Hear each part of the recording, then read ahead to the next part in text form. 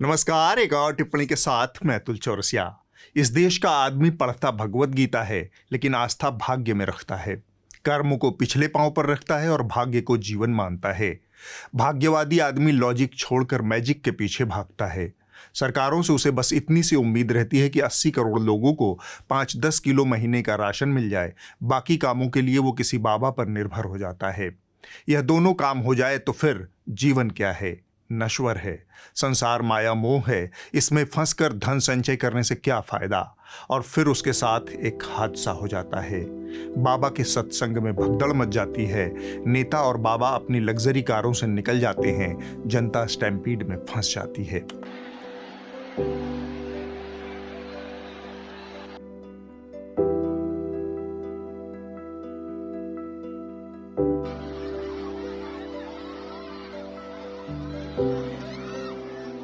जिस बाबा के कहने पर उसने संसार को माया मोह समझ जीवन भर धन संचय से परहेज किया, जिस सरकार के 5 किलो राशन के बदौलत उसने भर भर झोली वोट दिया, वो बाबा और नेता उन्हीं की लाशों को रौंदते हुए अपनी लग्जरी कारों से आगे बढ़ जाते हैं। उनका खानदान, आने वाली 7 पुश्तें महलों में निवास करती हैं। लॉजिक छोड़ मैजिक के चंगुल में फंसा आदमी सिर्फ स्टैम्पीड में फंसने का सामान बनकर रह जाता है।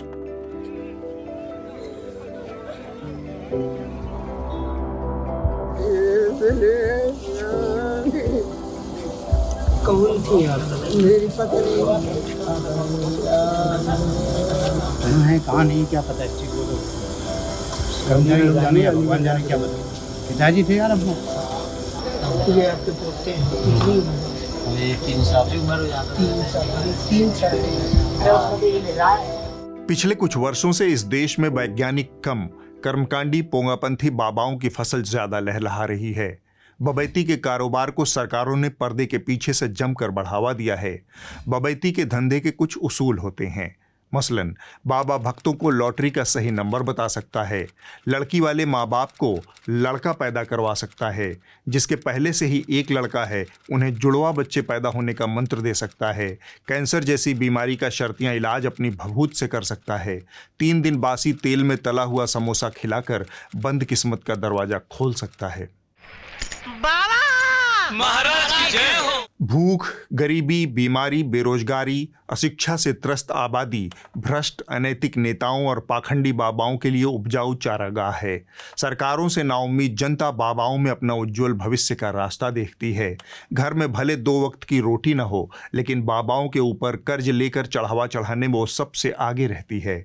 इस बात को खूब अच्छे से समझना हो तो मुंशी प्रेमचंद की एक कहानी है, सवा सेर गेहूं। उसे खोज कर पढ़ लीजिएगा। संभव हो तो 2 बार पढ़िएगा, क्योंकि एक बार में उस कहानी का विद्रूप, उसकी मार्मिकता आत्मसात नहीं होती। उत्तर प्रदेश का हाथरस जिला एक बार फिर से चर्चा में है।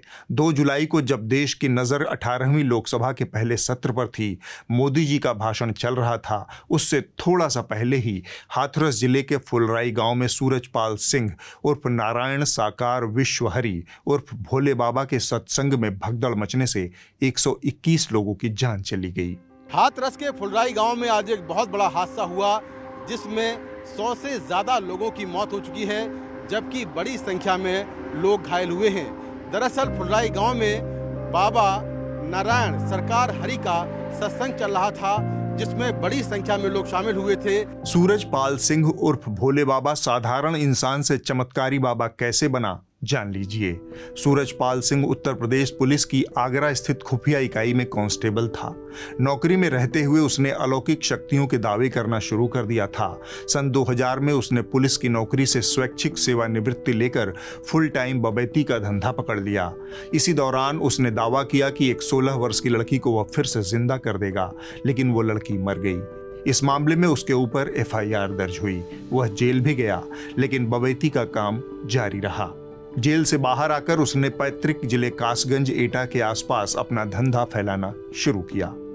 धीरे धीरे इसकी चमत्कारिक शक्तियों की कहानी आगरा, फर्रुखाबाद, एटा, हाथरस, कासगंज, अलीगढ़, मैनपुरी, इटावा, कानपुर तक फैलने लगी। यश फैला तो माल भी आने लगा। चौंकाने वाली बात है कि इस जमाने में भी इस बाबा का कोई वेबसाइट या फिर सोशल मीडिया अकाउंट नहीं है। अटकलें हैं कि बाबा के पास 100 करोड़ से ज्यादा की संपत्तियां हैं। जांच कर रहे अधिकारियों का कहना है कि सत्संग कराने वाले आयोजकों ने 80,000 लोगों की भीड़ इकट्ठा करने की अनुमति ली थी, लेकिन 2 लाख से ज्यादा लोग जुट गए। सत्संग के बाद बाबा के चरणों की धूल लेने के लिए भक्तों में भगदड़ मच गई और इतनी बड़ी संख्या में महिलाओं बच्चों की मौत हो गई। सिकंदरा राऊ के पास हाथरस जनपद में एक मुगलगढ़ी गांव है, वहां पे भोले बाबा का प्रोग्राम चल रहा था। ये जो सूचना प्राप्त हुई है उसमें भगदड़ से लोगों की डेथ हुई है। अब तक इस मामले में 6 लोगों को गिरफ्तार किया गया है। इसमें सूरजपाल का मुख्य सहयोगी देव प्रकाश भी शामिल है, लेकिन इस एफआईआर में अभी तक सूरजपाल सिंह उर्फ भोले बाबा का नाम शामिल नहीं है। इस बात पर मुख्यमंत्री योगी आदित्यनाथ का जवाब सुनिए। देखिए कि एफआईआर एप्लीकेशन परमिशन के लिए जिन लोगों ने दी थी, प्रथम दृष्टया पहले एफआईआर उनके खिलाफ होती है और इसके बाद फिर उसका दायरा बढ़ता है। ये सभी अन्य लोगों के दायरे में आएंगे, जो भी इसके लिए जिम्मेदार होंगे वो इसमें आएंगे। सियासी हलकों में बुलडोजर बाबा के नाम से मशहूर योगी आदित्यनाथ इस मामले में कदम फूंक फूंक कर रख रहे हैं। एफआईआर में बाबा का नाम शामिल होगा या नहीं, इसके लिए इंतजार करना होगा। सवाल यह है कि जांच पड़ताल से पहले बुलडोजर चलवा देने वाले योगी आदित्यनाथ की पुलिस प्रशासन इतने दबाव में क्यों है? अब तो बहन नाविका कुमार भी सवाल पूछने लगी हैं। आज तक तो बुलडोजर रुका नहीं कहीं कि आपका बुलडोजर तो समझने से पहले चल जाता है कि मुद्दा क्या है। आज मुद्दा पता है, 121 जाने चली गई हैं, 50 घंटे हो गए हैं, बुलडोजर कहाँ चले गए? इसका ये मतलब नहीं कि हम बुलडोजर वाले न्याय का समर्थन कर रहे हैं, कतई नहीं। न्याय की स्थापित प्रक्रिया के तहत ही हर अपराध में कार्रवाई होनी चाहिए। यहाँ सवाल इसलिए उठ रहे हैं क्योंकि योगी आदित्यनाथ के कामकाज में भेदभाव दिख रहा है। बाबा सूरजपाल अभी तक फरार है। देश से लेकर प्रदेश तक भाजपा की सरकार है, लेकिन बाबा गायब है। उनका बयान सोशल मीडिया पर जरूर वायरल है। हम 2 जुलाई की घटना के बाद बहुत ही व्यथित हैं। हमें विश्वास है कि जो भी उपद्रवकारी हैं वो बख्शे नहीं जाएंगे। हाथरस की घटना ने हमारे खबरिया चैनलों को एक बार फिर से नए सिरे से नंगा कर दिया। हाथरस की यह घटना दिन में करीब 2:30 बजे के आसपास घटी। इसके लगभग 2 घंटे बाद 4:15 बजे से प्रधानमंत्री ने लोकसभा में राष्ट्रपति के भाषण पर धन्यवाद देना शुरू किया। यह भाषण 2 घंटे तक चलता रहा। 6 बजे के बाद अपने भाषण के अंत में प्रधानमंत्री ने इस हादसे पर अपनी संवेदना जताई। यूपी के हाथरस में जो भगदड़ हुई उसमें अनेकों लोगों की दुखद मृत्यु होने की जानकारी आ रही है। जिन लोगों की इस हादसे में जान गई है, मैं उनके प्रति अपनी संवेदना व्यक्त करता हूं। प्रधानमंत्री तो खैर अपने भाषण के बीच में थे, शायद उन्हें पता नहीं चला होगा, लेकिन दरबारी घोघा बसंतों ने पूरे समय पूरी शिद्दत से इस बात का ख्याल रखा कि चापलूसी में कमी ना आने पाए। जब तक भाषण चला तब तक इतनी बड़ी खबर दबी रही और मोदी जी का चेहरा दिखता रहा। इतनी बड़ी खबर 6 बजे तक स्क्रीन से टलती रही, यानी 4 घंटे बाद तक, जब तक कि प्रधानमंत्री का भाषण समाप्त नहीं हो गया।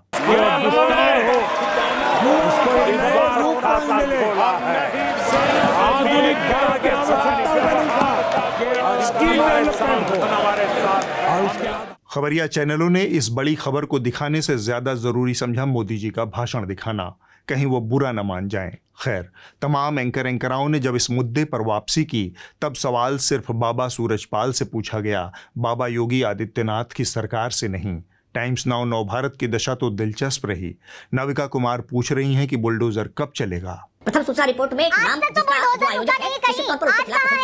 जनता पूछ रही है, पब्लिक का सवाल है ये। लगे हाथ पाठशाला वाले नौकंज लोचन ने मामला बैलेंस कर दिया, ये कहकर कि योगी जी किसी को नहीं छोड़ने वाले।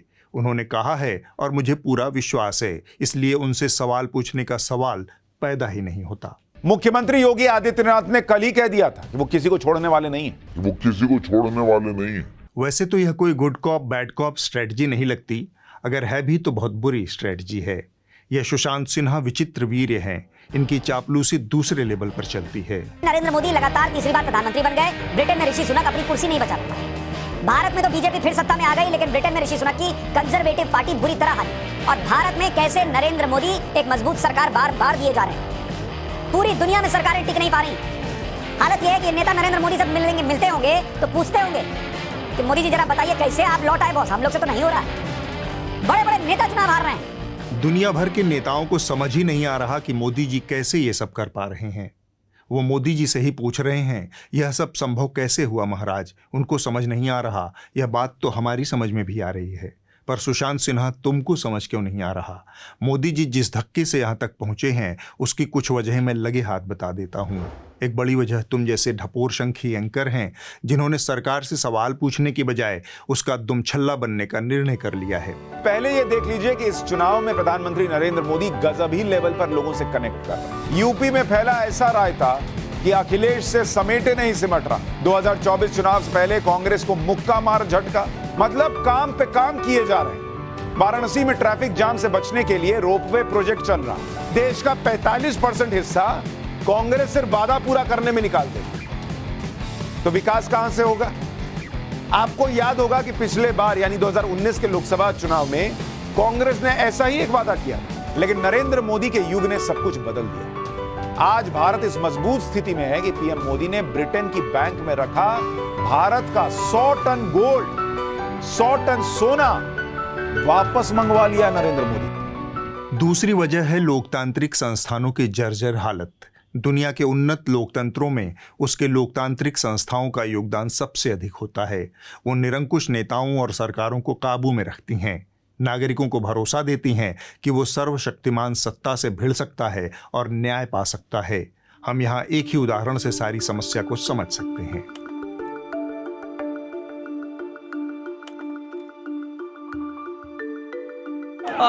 TMC MPs inside the police van and they are now being detained by the Delhi police officials, being detained from the Election Commission of India headquarters. Model of conduct जब चुनाव हुआ, लागू हुआ, उस समय मैंने देखा कि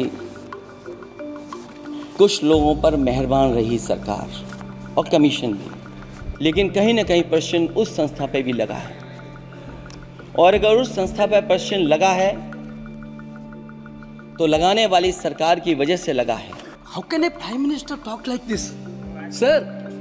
Then election commission, we given hundreds of petitions to the election commission. They are become only a spectator, silent spectator. Election commission की क्रेडिबिलिटी पे एक सर्वे हुआ, 28% लोगों का सिर्फ भरोसा है। इससे ज्यादा भरोसा तो पंचायत वेब सीरीज में फुलेरा के ग्राम प्रधान का है। हर दिन टेलीविजन के पर्दे पर खुलेआम बेईमानी करने वाला सुशांत सिन्हा पूछ रहा है कि मोदी जी ऐसा कैसे कर लेते हैं? क्या जोकर आदमी है? बहरहाल, एक तरफ बाबा हैं जिसकी कारस्तानी सैकड़ों परिवारों को भुगतनी पड़ रही है, दूसरी तरफ खबरिया चैनल हैं जिनका जनहित से कोई सरोकार नहीं रहा। मोदी जी 2 जुलाई को जो भाषण दे रहे थे उसकी परिस्थितियां भी बहुत दिलचस्प हैं। एक दिन पहले ही राहुल गांधी ने काफी आक्रामक तरीके से मोदी सरकार को उसकी असफल नीतियों के लिए घेरा था। अग्निवीर शहीद हुआ, लैंडमाइन ब्लास्ट में शहीद हुआ। मैं उसे शहीद कह रहा हूं, मगर हिंदुस्तान की सरकार उसे शहीद नहीं कहती। नरेंद्र मोदी उसे शहीद नहीं कहते हैं। प्रधानमंत्री के लिए मणिपुर स्टेट ही नहीं है, मणिपुर में सिविल वॉर हो ही नहीं रही है। यह प्रधानमंत्री जी ने कहा है, पब्लिक में मीडिया को कहा है कि मैं बायोलॉजिकल नहीं हूं, मेरा डायरेक्ट कनेक्शन भगवान के साथ है। मैं नहीं बोल रहा हूं, प्रधानमंत्री मोदी जी ने बोला है। अगले दिन मोदी जी जवाब दे रहे थे। जाहिरन राहुल के हमले का जवाब जब वो दे रहे थे तब उसे पूरे देश तक पहुंचाने की नैतिक जिम्मेदारी हुड़कचुल्लू एंकराओं की थी, वरना नॉन बायोलॉजिकल छवि पर बट्टा लग जाता। यह सब रायसीना टीले से तय होता है। खैर, मोदी जी क्या खूब बोले। अब उस बालक बुद्धि को कौन समझाए कि तुमने फेल होने का वर्ल्ड रिकॉर्ड बना दिया है। तो फिर उनके टीचर आए कि भाई किस बात की मिठाई बांट रहे हो, ये 100 में से 99 नहीं लाया, ये तो 543 में से लाया है। कि हिंदुस्तान में 6 दशक तक राज करने वाली कांग्रेस पार्टी अराजकता फैलाने में जुटी हुई है। इस पूरे प्रकरण में राहुल गांधी ने भाजपा और आरएसएस के हिंसक रवैये का एक मुद्दा उठाया जो बहुत बड़ा मुद्दा बन गया। और जो लोग अपने आप को हिंदू कहते हैं वो 24 घंटा हिंसा हिंसा हिंसा, नफरत नफरत नफरत, असत्य सत्य असत्य।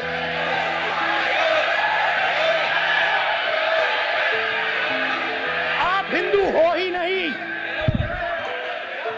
राहुल की बात सुनकर प्रधानमंत्री को गलतफहमी हो गई कि वो उनकी और उनकी पार्टी का श्रेय गलती से सकल हिंदू समाज को दे रहे हैं, लिहाजा उन्होंने बहुत जरूरी हस्तक्षेप किया। पूरे हिंदू समाज को हिंसक कहना ये गंभीर विषय है। जवाब में राहुल गांधी ने साफ किया कि बिल्कुल नहीं, उन्हें मोदी जी, भाजपा और आरएसएस की कारस्तानियों का पूरा ख्याल है। वो मोदी जी, भाजपा और आरएसएस का श्रेय सकल हिंदू समाज को कैसे दे सकते हैं? बीजेपी को, आपको नहीं नहीं नहीं नहीं नहीं नहीं, नरेंद्र मोदी जी पूरा हिंदू समाज नहीं है, बीजेपी पूरा हिंदू समाज नहीं है, आरएसएस पूरा हिंदू समाज नहीं है। राहुल गांधी शुरू से ही भाजपा और मोदी के संदर्भ में बात कर रहे थे। बाद में उन्होंने साफ शब्दों में मोदी जी को उनका श्रेय वापस लौटा दिया, लेकिन वो दरबारी मीडिया क्या, हुड़कचुल्लू एंकरा क्या, जो साफ सुथरी बात में दुर्गंध न पैदा कर दे, सो उसने इस साफ साफ बात का फैक्ट चेक करने का निर्णय लिया।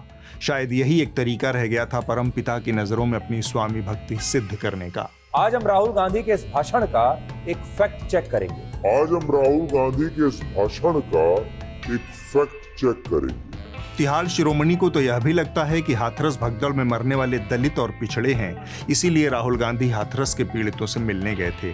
गजब बात है।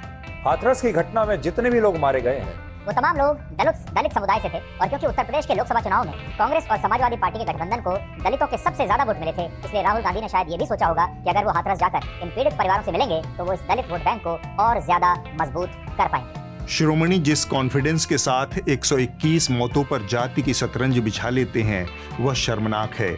ये तो फैक्ट चेक की आड़ में फिर भी अपनी इज्जत बचा रहे थे, लेकिन यहाँ ऐसे भी हैं जिन्हें भरोसा है कि उनकी न तो कोई इज्जत है, न ही उन्हें किसी इज्जत की परवाह करनी है। इज्जत माया मोह है, असली माल है चापलूसी का सुख। तो इस घटना के कई दिनों बाद नफरती चिंटू ने फिर से वही आरोप राहुल गांधी पर लगाए जो मोदी जी ने लगाने की कोशिश की थी। 4 दिन पहले राहुल गांधी ने क्या कहा था, आपको याद है? संसद में कहा था कि जो हिंदू होने की बात करते हैं, जो हिंदू होने की बात करते हैं वो हिंसा, असत्य और नफरत फैलाते हैं, हिंदू असत्य फैलाते हैं। राहुल गांधी के इस बयान को लेकर बड़ा बवाल हुआ था, देश में काफी हंगामा हुआ था, आक्रोश हुआ।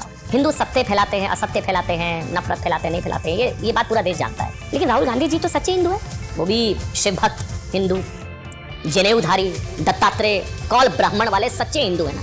राहुल जी क्यों असत्य बोल रहे थे? राहुल जी तो सच्चे हिंदू है ना भाई। राहुल जी तो सच्चे हिंदू है ना भाई। यानी जहां कुछ नहीं है वहां पर भी धुआं, आग और चिंगारी पैदा करना इनका पेशा है। असल बात यह है कि किसी धर्म में सारे लोग हिंसक नहीं होते। मोदी जी की यह चिंता जायज है, लेकिन धर्म में हिंसक लोग हैं ही नहीं, यह बात गलत है। मैं दूसरे धर्मों की क्या बात करूं, मैं तो अपने ही धर्म की जानता हूं। प्राचीन काल में स्वामी दयानंद सरस्वती से लेकर महात्मा गांधी तक की हत्या करने वाले उनके सहधर्मी हिंदू ही थे। तर्कवादी नरेंद्र दाभोलकर, गोविंद पानसारे और MM कलबुर्गी की हत्या का आरोप हिंदुत्व की अलख जगा रही सनातन संस्था के ऊपर है। हिंसा अगणित रूपों में हमारे समाज में मौजूद रही है। इस हिंसा ने खुद को व्यक्त करने के लिए जातियों, समुदायों और कबीलों के अनगिनत रास्ते अख्तियार किए हैं। हिंसा कभी वर्ण व्यवस्था के रूप में तो कभी पितृसत्ता के रूप में लगातार मौजूद रही है।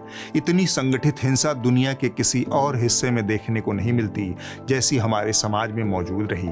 पैदा होने के आधार पर ही कुछ लोगों के साथ हिंसा करने का सर्टिफिकेट मिलता रहा है इस देश में। जाति के आधार पर हिंसा का एक अलिखित महाग्रंथ इस उपमहाद्वीप के चप्पे चप्पे पर पढ़ा जा सकता है। इसी समाज की अहिंसा को लेकर मोदी जी पीड़ित हो गए, और जब मोदी जी पीड़ित हुए उसी समय के आसपास उनकी विचारधारा से प्रेरित प्राणित लोगों ने एक बार फिर से राहुल गांधी को सही साबित कर दिया। 2 युवकों की मॉब लिंचिंग का मामला सामने आया है। मामला रायपुर के आरंग थाना क्षेत्र का है, जहां गुरुवार की देर रात जानवरों को ट्रक में भरकर ले जा रहे 3 युवकों पर भीड़ ने हमला कर दिया, जिसमें 2 लोग चांद मियां और गुड्डू खान की मौके पर मौत हो गई। उत्तर प्रदेश के शामली में एक कथित मॉब लिंचिंग का मामला सामने आता है।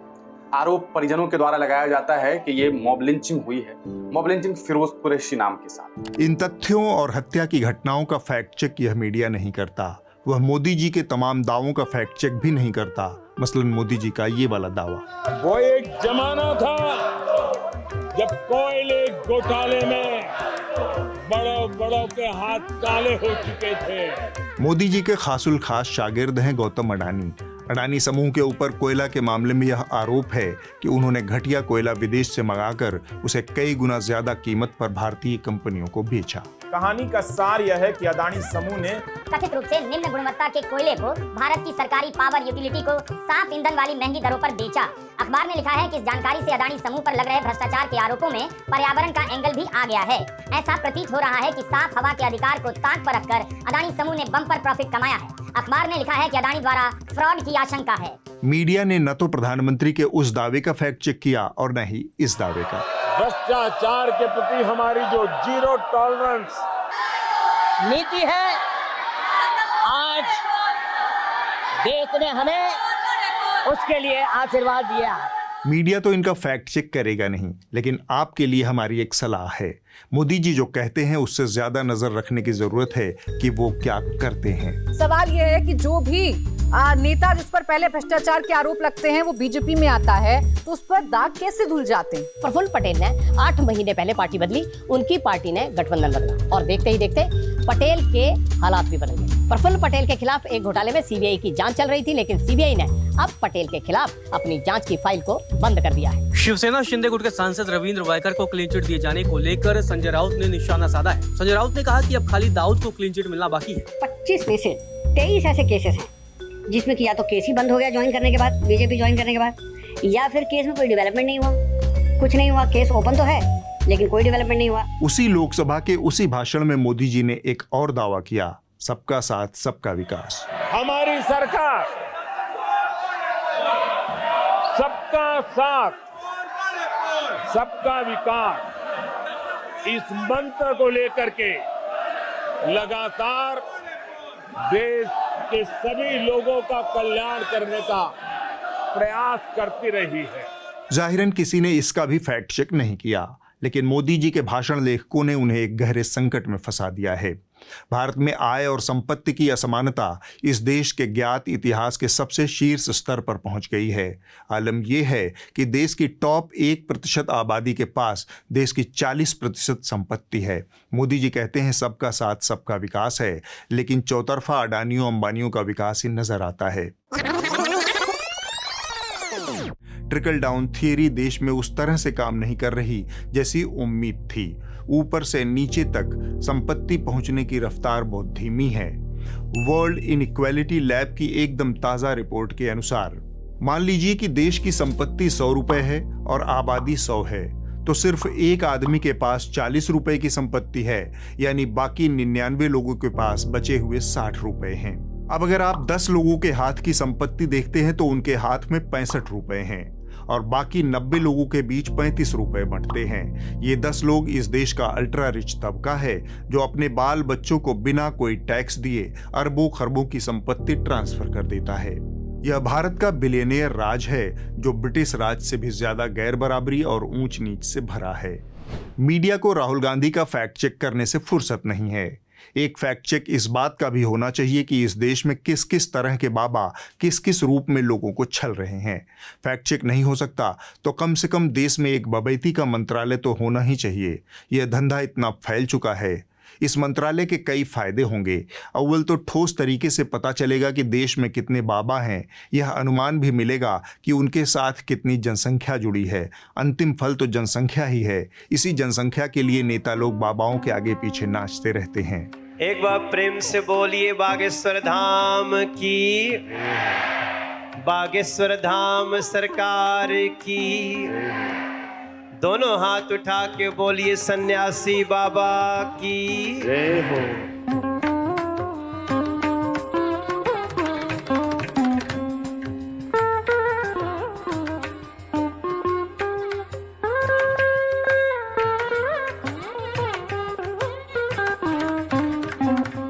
मंत्रालय चाहे तो इस बात का पुख्ता डाटाबेस तैयार कर सकता है कि देश में किस किस तरह के बाबा हैं। एक मिनट, पहले आप ये जान लीजिए कि देश में कितनी तरह के संभावित बाबा हैं।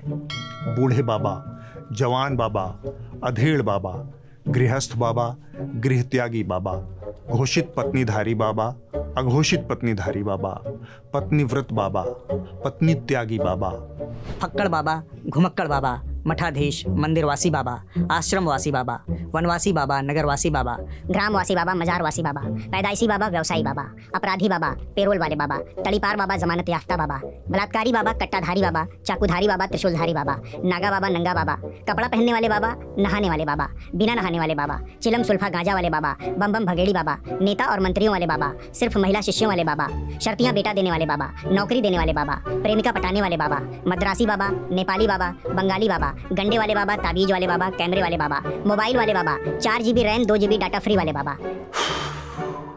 थोड़ा सा और, लंगोट वाले बाबा, लुंगी वाले बाबा, दाढ़ी वाले बाबा, सफाचट बाबा, अवघड़ बाबा, कमंडला बाबा आदि इत्यादि। मजा आ गया। कहने का अर्थ ये है कि इतने प्रकार के बाबा अगर हैं तो इनका लेखा जोखा रखने के लिए बबैती का एक मंत्रालय बहुत जरूरी है, और यह सरकार तो बाबाओं पर खास मेहरबान है।